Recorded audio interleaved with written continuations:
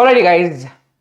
I am CS Rahul Takwani and let's try and understand one very important topic for company law. तो मैंने सोचा कि मैं आपके साथ कुछ important topics, कुछ difficult topics को मैं easy बनाने की कोशिश करूं. तो I figured out कि कुछ topics जो difficult लगते हैं बच्चों को उसके बारे में बात करते हैं. तो आज हम लोग बात करने वाले हैं section 169 which is about removal of directors. साथ ही साथ हम लोग एक केस लॉ देखने वाले हैं और एक सुप्रीम कोर्ट जजमेंट देखने वाले हैं और कहीं ना कहीं मैं आपसे एक केस टाइप का एक केस लॉ बना के क्वेश्चन पूछूंगा, ठीक है. और हाँ, 115, 110 ये कुछ ऐसे सेक्शंस है जो बीच में आएंगे ही. 115 भी एक सेक्शन है जो बीच में आएगा, ठीक है. बट या the idea is to crack difficult topics इन comparatively less time. So that's the idea behind the new series which I am going to come up with. So that जितने भी डिफिकल्ट टॉपिक्स हैं जिनकी बच्चे request भेजते हैं वो कोशिश होगी कि उसको मैं इजी बना लूँ, ठीक है. So let's get started.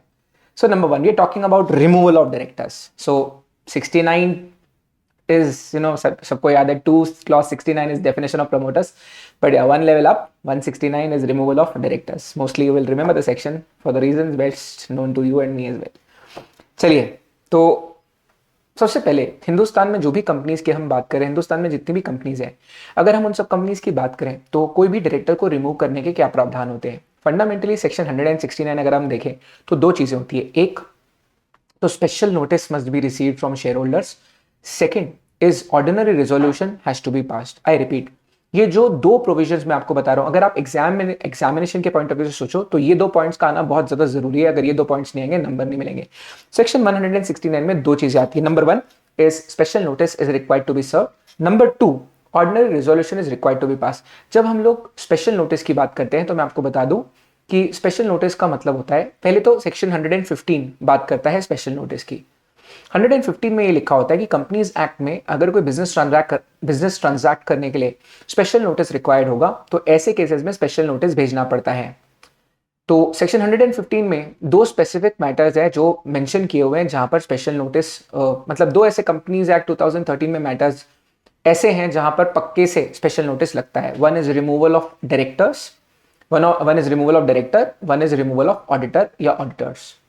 अब स्पेशल नोटिस का बेसिक मीनिंग क्या होता है? एक्चुअल में क्या होता है, अगर कंपनी के कुछ शेयर होल्डर्स, कंपनी के कुछ मेंबर्स को ऐसा लगता है कि किसी डायरेक्टर को हमें रिमूव करना है कंपनी से, तो वो लोग एक मुहिम, एक पहल कर सकते हैं और वो कंपनी को इंटीमेशन दे सकते हैं, कंपनी को बता सकते हैं कि we don't want one particular director to stay. हम चाहते हैं कि एक स्पेसिफिक डायरेक्टर कंपनी से निकाला जाए. सो कंपनी के कुछ एग्जिस्टिंग शेयर होल्डर्स इस प्रकार की पहल कर सकते हैं, इस प्रकार की मुहिम छेड़ सकते हैं जहां कंपनी के कुछ existing small shareholders, company के कुछ not small shareholders, company के कुछ शेयर होल्डर्स वो कंपनी को इंटीमेट करते हैं, ऐसी रिक्वेस्ट डालते हैं कि we want to remove a specific director, ठीक है. इसके बारे में मैंने डिटेल में प्रोसेस आगे भी बताना है स्पेशल नोटिस के बारे में, बट मोटा मोटा ये बात बहुत इंपॉर्टेंट है कि डायरेक्टर को निकालने की पहल ये कंपनी के डायरेक्टर्स नहीं करते. किसी एक डायरेक्टर को निकालना है तो डायरेक्टर्स नहीं निकाल सकते. इसकी पहल, इसकी शुरुआत भी किसी ना किसी शेयर होल्डर को करनी पड़ेगी या शेयर होल्डर्स को मिलकर करनी पड़ेगी. स्पेशल नोटिस अगर कंपनी को भेजना है तो कंपनी की कम से कम 1% शेयर्स होने चाहिए मेंबर के पास या कलेक्टिवली कुछ मेंबर्स के पास, या 5 लाख रुपए के फेस वैल्यू कैपिटल के शेयर होने चाहिए. ऐसे मेंबर्स अगर कंपनी को रिक्वेस्ट डालेंगे तो काम हो जाएगा. फर्दर सेकेंड चीज इज जनरल मीटिंग में ऑर्डिनरी रेजोल्यूशन का पास होना जरूरी है, ठीक है. तो आइए क्लास इसको थोड़ा सा डिटेल में हम लोग प्रोसेस को समझ लेते हैं. तो सबसे पहले तो अगर कंपनी के कुछ शेयर होल्डर्स नाराज हैं, कंपनी के कुछ शेयर होल्डर्स किसी एक डायरेक्टर के खिलाफ हैं, किसी एक डायरेक्टर को कंपनी में नहीं स्टे करने देना चाहते, वो चाहते हैं कि हमारी कंपनी है, we are the owners of the company, हम चाहते हैं किसी डायरेक्टर को हम रिमूव करें, तो जो कंपनी के शेयर होल्डर्स हैं वो एक स्पेशल नोटिस ड्राफ्ट करके स्पेशल नोटिस को कंपनी के पास पहुंचा सकते हैं. सो अगर कंपनी के कुछ शेयर होल्डर्स हैं वो ऐसी पहल करते हैं और कंपनी के पास स्पेशल नोटिस भेज देते हैं, तो ऐसे केस में जो भी कंपनी के बोर्ड ऑफ डायरेक्टर्स होते हैं उनकी जिम्मेदारियां होती है कुछ. पहली जिम्मेदारी होती है कि कंपनी के board of directors general meeting बुलाने के लिए नोटिस ड्राफ्ट करने की तैयारी करें, क्योंकि हमें जनरल मीटिंग बुलानी होगी. कंपनी के कुछ शेयर होल्डर्स ने हमें रिक्वेस्ट की है किसी डायरेक्टर को रिमूव करने की, जिसको रिमूव करने के लिए ऑर्डिनरी रेजोल्यूशन पास होना जरूरी है, वो भी जनरल मीटिंग में. तो बोर्ड ऑफ डायरेक्टर्स की जिम्मेदारी होती है कि बोर्ड ऑफ डायरेक्टर्स क्या करें, जनरल मीटिंग के लिए नोटिस ड्राफ्ट करना शुरू करें. साथ ही साथ हम साथ ही साथ बोर्ड ऑफ डायरेक्टर्स की ये भी जिम्मेदारी है कि जिस डायरेक्टर को रिमूव करने की रिक्वेस्ट आई है, हम उस डायरेक्टर को इंटीमेट कर दें कि चिचा तुम्हारा वारंट निकल गया है, तुम्हारा वारंट निकला है। तो हमको वो डायरेक्टर को भी बताना पड़ेगा जिस डायरेक्टर को रिमूव करने की मुहिम या पहल शुरू हुई है। इवेंचुअली वो डायरेक्टर के पास एक अधिकार होता है, वो डायरेक्टर चाहे तो अपना रिप्रेजेंटेशन लेटर बना सकता है और कंपनी को बोल सकता है कि मेरा रिप्रेजेंटेशन लेटर कंपनी के नोटिस के साथ सर्कुलेट किया जाए और सभी मेंबर्स को भेजा जाए। इस रिप्रेजेंटेशन लेटर में डायरेक्टर ये बोल सकता है कि मुझे क्यों नहीं निकाला जाए, जब से मैंने कंपनी ज्वाइन की मेरा परफॉर्मेंस किस प्रकार का रहा, एक्सेट्रा। तो ये डायरेक्टर का अधिकार है। डायरेक्टर चाहे तो बोल सकता है मैं मेरा रिप्रेजेंटेशन लेटर बना के दे रहा हूं और आप कंपनी के जनरल मीटिंग के नोटिस के साथ इसे सर्कुलेट कर दीजिए, ठीक है। इवेंचुअली हमने जनरल मीटिंग का नोटिस भेजना है, तो जनरल मीटिंग का नोटिस, और अगर डायरेक्टर ने रिप्रेजेंटेशन लेटर बनाने के लिए बोला होगा तो ये रिप्रेजेंटेशन लेटर हम बनाएंगे, डायरेक्टर बनाएगा और वो कंपनी को देगा, और कंपनी नोटिस के साथ रिप्रेजेंटेशन लेटर को भी भेज देगी सभी मेंबर्स के पास। कंपनी के सारे शेयर होल्डर्स के पास ये कंपनी के जनरल मीटिंग का नोटिस जाएगा। जनरल मीटिंग के नोटिस में लिखा होगा कि ये डायरेक्टर को रिमूव करने की रिक्वेस्ट शेयर होल्डर्स की तरफ से आई है, इसीलिए बोर्ड ऑफ डायरेक्टर्स ने मीटिंग बुलाई है, जनरल मीटिंग बुलाई है, और इवेंचुअली जनरल मीटिंग बुलाई जाएगी। अब ये जनरल मीटिंग में भी एक बात बहुत इंपॉर्टेंट है कि ये जनरल मीटिंग जो हो रही है ये वेन्यू पे हो रही है, और इस जनरल मीटिंग में हमें डायरेक्टर को देना पड़ेगा अपॉर्चुनिटी ऑफ बीइंग हर्ड। यहां पर ये ऑर्डिनरी रेजोल्यूशन पास करने के लिए जब हम प्रस्ताव रखेंगे, तो प्रस्ताव रखने के पहले हमें जो डायरेक्टर को रिमूव करने की बात हो रही है, जो डायरेक्टर को रिमूव करने के लिए रेजोल्यूशन या मोशन मूव किया जा रहा है, उस डायरेक्टर को हम बात रखने का मौका देंगे। वो डायरेक्टर चाहे तो वो ओरली अपने आप को डिफेंड कर सकता है, शेयर होल्डर्स के सामने बोल सकता है कि मुझे क्यों नहीं निकाला जाए इस कंपनी से। He has opportunity of being heard. Basically opportunity of being heard वाला ये जो कॉन्सेप्ट है, ये हिंदुस्तान के इक्विटी और जस्टिस के प्रिंसिपल से आता है। आप लोगों ने सुना होगा प्रिंसिपल्स ऑफ नेचुरल जस्टिस। तो हिंदुस्तान में जो हमारा संविधान है उसके तहत हमारे कुछ प्रिंसिपल्स हैं नेचुरल जस्टिस के। One of them is audi alteram partem, which means the parties have right to be heard. Parties को अपनी बात रखने का मौका दिया जाएगा। यहां हिंदुस्तान की कोई गर्लफ्रेंड की तरह आप नहीं कर सकते कि बात रखने का मौका ना दिया जाए, तो बात रखने का मौका दिया जाएगा, तो डायरेक्टर अपना बात रख सकता है, ये उसका अधिकार है, और इवेंचुअली रेजोल्यूशन मूव किया जाएगा। और उसके बावजूद भी अगर ऑर्डिनरी रेजोल्यूशन पास हो जाता है तो this director will be removed. अगर ऑर्डिनरी रेजोल्यूशन पास हो गया the director will be removed. बहुत सिंपल है। शेयर होल्डर्स की रिक्वेस्ट आई, स्पेशल नोटिस आया, स्पेशल नोटिस कंपनी को रिसीव हुआ। कंपनी के डायरेक्टर्स की जिम्मेदारी है कि ये नोटिस जो आया है ये पहले तो हम वो डायरेक्टर को इंटीमेट करें जिस डायरेक्टर को रिमूव करने के लिए नोटिस आया। साथ ही साथ कंपनी के सारे शेयर होल्डर्स को हम लोग बता देंगे भैया ये जनरल मीटिंग बुलाई जा रही है to transact this particular business, that is to remove the director. इसका रेजोल्यूशन बनता है, resolve that mister Cyrus Mistry be and is hereby removed as a director of the company. ठीक है, so to a great extent I hope आपको ये बात समझ में आई। नाउ इंपॉर्टेंट बात जो है यहां पर एक स्पेशल केस हो सकता है। वो स्पेशल केस कौन सा हो सकता है? अगर एक स्पेशल केस है, स्पेशल केस कौन सा होता है? अगर इंडिपेंडेंट डायरेक्टर है, कोई इंडिपेंडेंट डायरेक्टर का अगर सेकंड टर्म चल रहा है, किसी इंडिपेंडेंट डायरेक्टर को अगर सेकंड टर्म के लिए अपॉइंट किया गया था, एक टर्म के लिए उसको अपॉइंट कर दिया, फिर उसके बाद एक और टर्म के लिए अगर इंडिपेंडेंट डायरेक्टर को अपॉइंट किया है, अगर कोई इंडिपेंडेंट डायरेक्टर को सेकंड टर्म के लिए अपॉइंट किया गया है और उसको हम रिमूव करना चाहते हैं, तो यहां आपको एक बात पर ध्यान देना पड़ेगा कि यहां ऑर्डिनरी नहीं, स्पेशल रिजोल्यूशन से उसको रिमूव किया जाएगा। सर क्या लॉजिक है? What is the logic? The logic is ordinary course of business section ही कोट करता हूं, आप लोग कंफ्यूज होंगे। आमतौर पर डायरेक्टर को अपॉइंट करने के लिए ऑर्डर रेजोल्यूशन पास करना जरूरी होता है, लेकिन अगर इंडिपेंडेंट डायरेक्टर को सेकंड टर्म के लिए अपॉइंट करते हैं तो स्पेशल रेजोल्यूशन पास करना होता है। तो जिसको अपॉइंट ऑर्डिनरी रेजोल्यूशन से किया था वो रिमूव भी ऑर्डिनरी रेजोल्यूशन से होता है, जिसको अपॉइंट ही स्पेशल रेजोल्यूशन से किया तो उसका रिमूवल भी स्पेशल रेजोल्यूशन से होता है। ठीक है, तो आई होप स्पेशल केस है, स्पेशल नोटिस लगेगा और स्पेशल रेजोल्यूशन लगेगा। तो special case, special notice, special resolution. I hope you very clearly will remember this. Now I have a very interesting case law for you. So मैं आपसे एक case law पूछता हूँ, एक क्वेश्चन पूछता हूँ, जिस तरह इंस्टीट्यूट आपसे सवाल पूछती है एग्जाम में। तो ठीक है जी, एक कंपनी है Tata consultancy services limited, Hindustan की लार्जेस्ट सॉफ्टवेयर मेंटेनेंस कंपनी है, जिसका बायबैक आ गया है। बायबैक का वीडियो नहीं देखे हैं तो आप जाइए हमारे चैनल पे, 3 सेक्सी बायबैक का वीडियो बनाया है, जरूर देखिए। तो टीसीएस जो है, टीसीएस का 72% शेयर होल्डिंग जो है वो है टाटा सन्स के पास। तो टाटा सन्स आपको सबको मालूम है कि टाटा सन्स टीसीएस की प्रमोटिंग कंपनी है। टीसीएस का 72% के आसपास जो हिस्सेदारी है वो टाटा सन्स के पास है। अब टाटा सन्स क्योंकि एक शेयर होल्डर भी है, तो टाटा सन्स बोलता है कि भाई हम लोग 72% होल्ड करते हैं, तो हम चाहते हैं कि हम टाटा कंसल्टेंसी सर्विसेज के एक डायरेक्टर को रिमूव करें। तो उनके पास हक है, लाइक अमृता राव, विवाह पिक्चर में जैसा अमृता राव के पास हक था, यहाँ टाटा सन्स के पास एज अ शेयर होल्डर हक है। उनकी company, they are the owner, उनके पास हक है।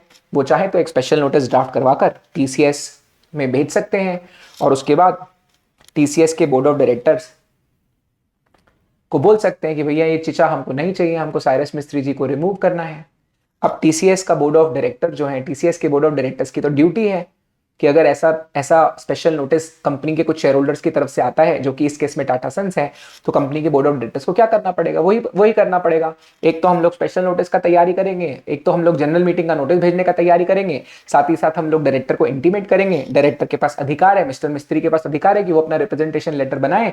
अपना रिप्रेजेंटेशन लेटर बनाकर वो कंपनी के जनरल नोटिस, कंपनी के जनरल मीटिंग की नोटिस के साथ उसको सर्कुलेट करवाने के लिए अपनी रिक्वेस्ट रखें।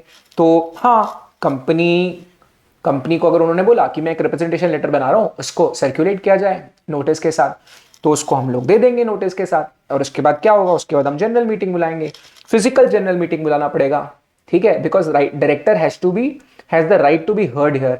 पोस्टल बैलेट से ये मैटर पास नहीं हो सकता, पोस्टल बैलेट से ये ट्रांजैक्शन हम नहीं कर सकते।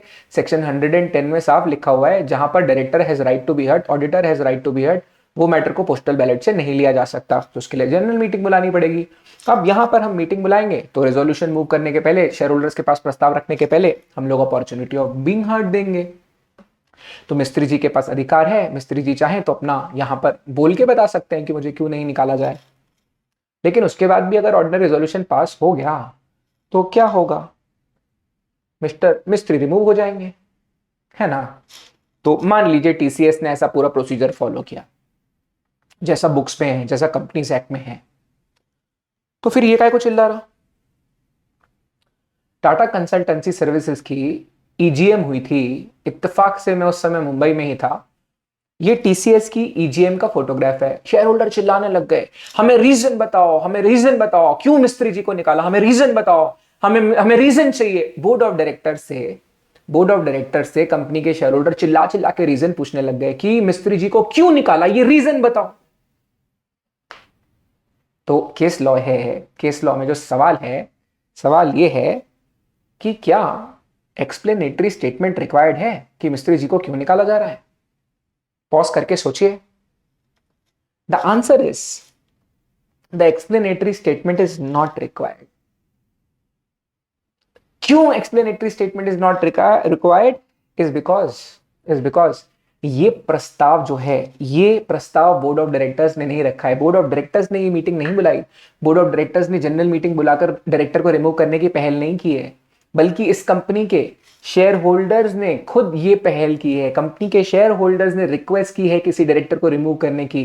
तो जो पहल मेंबर्स की तरफ से हुई है, जो पहल शेयर होल्डर्स की तरफ से हुई है, उस पर्टिकुलर ट्रांजैक्शन की रीजनिंग या explanatory statement board of directors कैसे देंगे? And hence the explanatory statement is not required in this case. Are you understanding? आप बोलोगे सर हम आपका भरोसा क्यों करें? मेरा भरोसा करने बोल ही नहीं रहा हूं मैं। Honorable Supreme Court in the case of Life Insurance Corporation of India versus Escorts Limited in 1985, it decided that explanatory statement is not required in such cases. It is the company of shareholders. If they are willing to remove somebody as a director, they can do so. They have right to do so. They have the right, they can do it as per the procedure. No explanatory statement is required. In fact, Companies Act का पूरा सिद्धांत ही इस बात पर खड़ा है कि majority of shareholders, the majority of the owners, the majority of the members, they run the show in the company, they decide what to do, what not to do. In fact, in this general meeting, when this gentleman, this shareholder had asked this question, the board of Tata Consultancy Services was prepared. आप देख सकते हैं इस first row में directors बैठे थे, इसके पीछे हिंदुस्तान की दिग्गज लॉ फर्म सलील अमरचंद मंगलदास के लॉयर्स की टीम बैठी थी, because they were expecting questions like that. And eventually in this general meeting, in this EGM, you can check out this EGM, it's there on YouTube. इस EGM में बकायदा answer आया था, इस EGM में बकायदा ये आंसर आया था कि as directors we are not supposed to tell you reasons because this motion was moved by the members shareholders of the company, और shareholders ने अगर motion move किया explanatory statement is not required. आपके reference के लिए honorable Supreme Court the case law of LIC versus Escorts Limited held that explanatory statement is not required in such cases. Hope this is very very very clear. Just before I close it, see, Mr. Mistry comes from a very business, from a very reputed business house. Mr. Ratan Tata is of course the legend himself. These people were not fighting for the piece of land. मैं यहाँ पर कोई meme बना सकता था, मैं बहुत गंदा मीम बना के आप लोगों के लाइक्स इनवाइट कर सकता था, इसको ह्यूमरस बना सकता था, but let's respect the fact that both the persons come from a respected business houses. Cyrus Mistry comes from Shampurji Pallonji Group, जो हिंदुस्तान का one of the largest infrastructure company है, और रतन टाटा तो मैन हिमसेल्फ. आप इनकी स्टोरीज पढ़िए, मैं आपको इसकी स्टोरीज बताऊंगा. Just to tell you one more story about Ratan Tata, you can never hate this person. एक ज़माना था टाटा फाइनेंस डूब रही थी. टाटा फाइनेंस एक NBFC है जो डूब रही थी. उनकी बुक्स में प्रॉब्लम थी, कुछ लोगों ने फ्रॉड किया था, टाटा फाइनेंस डूबने की कगार में थी. ये खबरें भी फैल गई थी हिंदुस्तान में टाटा फाइनेंस के डिपॉजिटर्स डूब जाएंगे. Mister Ratan Tata he backed the company. उन्होंने बोला टाटा सन्स जो होल्डिंग कंपनी है टाटा फाइनेंस की, वो पूरा बैक करेगी और टाटा फाइनेंस के एक एक डिपॉजिट होल्डर को हम पैसा देंगे. इनफैक्ट जब वो मांगेंगे तुरंत तुरंत देंगे. पूरे हिंदुस्तान की हर ब्रांच को ये बोला गया था कि एक भी डिपॉजिटर पैसा मांगने आता है, पूरे पैसे वापस मांगने आता है, उनको बिना कोई रीजंस पूछे पूरा पैसा वापस दिया जाए. 2 हेलीकॉप्टर तैयार रखे गए थे विद द कैश कि अगर कोई हिंदुस्तान की रिमोट ब्रांच में टाटा फाइनेंस की ब्रांच में आकर पैसा रिफंड मांगता है तो टाटा फाइनेंस वो पैसा उसको रिफंड करेगी. इनफैक्ट टाटा पे लोगों का भरोसा इतना जबरदस्त था कि वो हेलीकॉप्टर जो स्टैंड बाय में रखे गए थे उनको यूज करने की नौबत नहीं आई. Then we have Taj story. Ajmal Kasab, जब ये अटैक हुआ था मुंबई पे, जब ताज पे अटैक हुआ था तो रतन टाटा ने एक ट्रस्ट बनाया, और चाहे कोई टाटा का एम्प्लॉय था या नहीं था, मुंबई में कहीं भी किसी को भी वो नुकसान हुआ था 26/11 में, तो टाटा के ट्रस्ट ने उनको हेल्प की थी. तो you can never go wrong, you must read about him. तो let's be mature enough. It's not about इन दोनों में से कौन सही है. इन दोनों की जो फाइट थी वो फाइट अप्रोचेस की थी, डिफरेंस ऑफ ओपिनियन की थी. हर बार एक जन सही एक जन गलत नहीं होता. It was difference of opinion. ठीक है. सो yes, I've tracked this case right from 24th of October 2016, जिस दिन मिस्टर मिस्त्री was removed as the chairman till date. जो इसमें हुआ था मैंने सब ट्रैक किया है. इनफैक्ट आपको मैं बताऊं कि जब इनकी लड़ाई हुई थी तो NCLT का फर्स्ट केस जो था, NCLT मुंबई बेंच का फर्स्ट केस जो था वो ये वाला केस था. इसमें रतन टाटा की टीम से मिस्टर करांजावाला, राजन करांजावाला वॉज लीडिंग. उनको काम दिया गया था जिसमें सिरिल अमरचंद मंगलदास, शार्दुल अमरचंद मंगलदास, दोनों को उन्होंने अपना उसमें ओपिनियन देने को कहा था, और बेसिकली ब्लॉक हो गई थी. 2 बड़ी बड़ी देश की फर्म्स को रतन टाटा जी ने ब्लॉक किया था. Then we had the likes of Harish Salve, Kapil Sibal, what not, Abhishek Manu Singhvi जो कांग्रेस के बहुत बड़े लीडर हैं, पी चिदम्बरम, ये सारे दिग्गज थे. एंड अगर हम साइरस मिस्त्री जी की तरफ से देखें, सोमशेखर सुंदरेसन, जिनसे मैंने भी थोड़ा बहुत पढ़ा है, गवर्नमेंट लॉ कॉलेज मुंबई में टेक ओवर के सेशन उन्होंने लिए थे, लेजेंड आदमी है. सोमशेखर सुंदरेसन सर वो थे जनक द्वारकादास जी, और जो साइरस मिस्त्री के फादर इन लॉ हैं मिस्टर चागला, वो भी उनकी टीम में थे. तो this was a epic battle between the legends. ये सारे लीगल फील्ड में हमारे लिए तो ये भी लेजेंड्स हैं. तो number 1 we must respect the fact that both the business houses have been doing good. इसके अलावा अगर आपको लगता है कि मैं ये पूरी स्टोरी कंटिन्यू करूं, मैं आपको टाटास के बारे में और बताऊं, ये टाटा और साइरस मिस्त्री की जो बैटल हुई है शुरू, because I have tracked it to the pin plate. एकदम छोटी छोटी बातें मैंने ट्रैक की हुई है. If you want, in the comment box do tell me, like, share, subscribe my channel. Thank you guys, you've been a lovely audience. We will meet again and we will talk about some more new and interesting topics. Thank you guys. I missed uploading videos on YouTube because I was really busy in my live classes. Almost 6 hours a day I was going because one batch I have to complete 31st January. So I was slightly occupied, and things have been going great. Thank you for the response on YouTube, and I just loaded few batches, and I'm overwhelmed with the response that I have received, despite of not having the website running right now. मेरी तो website भी मैंने अभी तक खोली नहीं है, but the response have been really good. So thank you. Keep that love coming, and please like, share, and subscribe my channel. Please spread the video in all your WhatsApp groups and Telegram channels. Help me reach out to maximum people because I'm really grappling with subscribers. But yeah, it's growing. The number is really growing. But yeah, I need more subscribers. Thank you. You have a lovely audience. Bye bye. Do request me if you want. If you feel that a topic is difficult for you, in the comment box, just write down the topic. I will make it easy for you. That's my new initiative. That's my resolution for February month. Thank you. Bye bye. This is CS Rahul Takwani signing off. Bye.